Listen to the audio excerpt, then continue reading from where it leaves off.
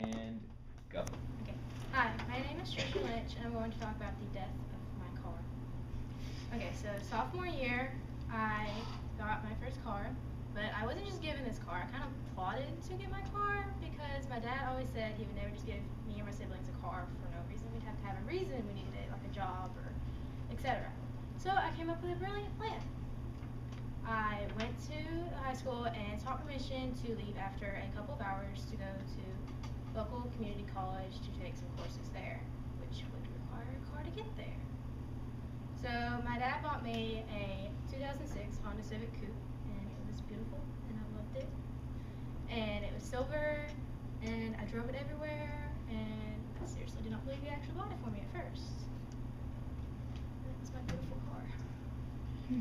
So junior year, I would go to the high school for 3 hours, then I would leave and go to the local community college, which was National State Community College. But during my junior year, something terrible happened. It had been raining for days, like days, and it was starting to flood, and they still hadn't called school off, so I went in that morning to the high school, and second period they ended up calling classes off. So I was like, well, that's just great. And so I still had to go to the community college because I had a test that day.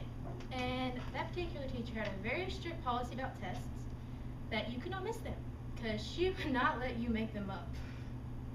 And so I accidentally drive to the college, or at least attempted to anyways. About halfway there, it started to pour, like buckets. It was bad. And you could barely see through the windshield.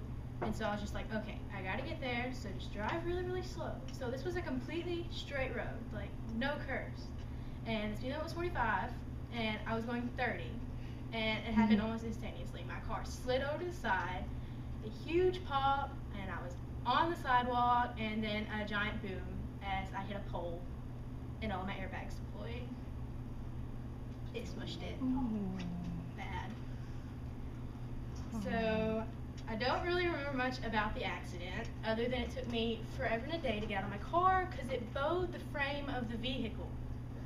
It literally probably took me about 10 minutes to get out. By the time I was out, I was completely crying, like bawling my ass out.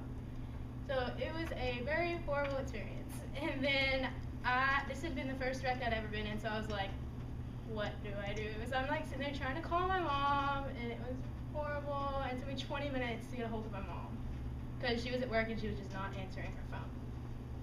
So once I got hold of my mom, she came, but by then people had started pulling over and they'd called the police.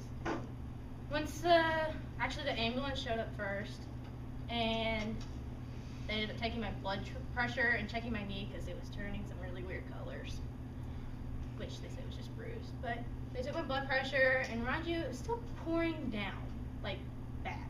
So the cops ended up showing up, they got my statement or whatever, and then they put me in the back of a police car because it was raining. And then eventually my mom showed up.